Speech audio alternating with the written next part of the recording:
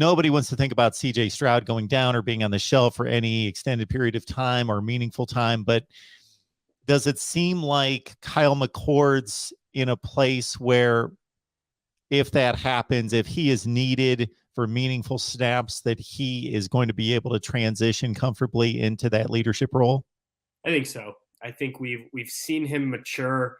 Ohio State fans obviously saw the game he started last year, and the numbers weren't great, but they weren't terrible either for a guy who was taking his first meaningful snaps in a college uniform as a true freshman. Remember that he wasn't a redshirt freshman.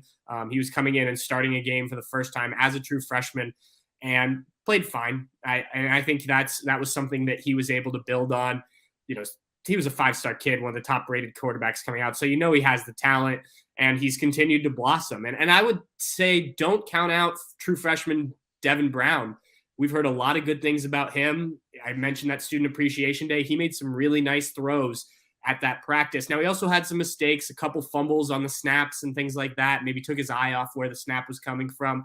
So, that's why he got here early to kind of get that stuff out of the way and be ready to contend for that backup job come the spring. And then, like you said, you don't want to think about CJ Stroud going down, but this time next year, it's probably, unless something happens that's unforeseen, it's probably going to be CJ Stroud heading to the NFL draft and these two guys competing for that starting job. So either one could get a leg up by becoming the backup. I think it will be Kyle McCord just because he does have that year in the program and Ryan Day trusts him if he needs to go in a game.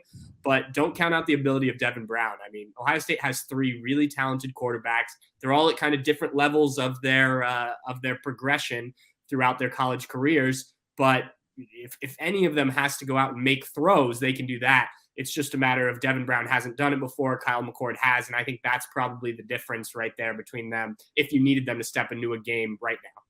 Yeah, as our buddy Steve Hillwagon reminded us on our Ohio State Live show this week, just because a guy's got backup next to his name at a place like Ohio State doesn't mean that in this situation, Ohio State might have 3 of the top 10 or 12 quarterbacks in the conference. Yeah, I think that's probably true, which is just shows we mentioned the receivers earlier, just kind of shows the embarrassment of riches that they've accumulated on the offensive side of the ball, especially in that passing attack.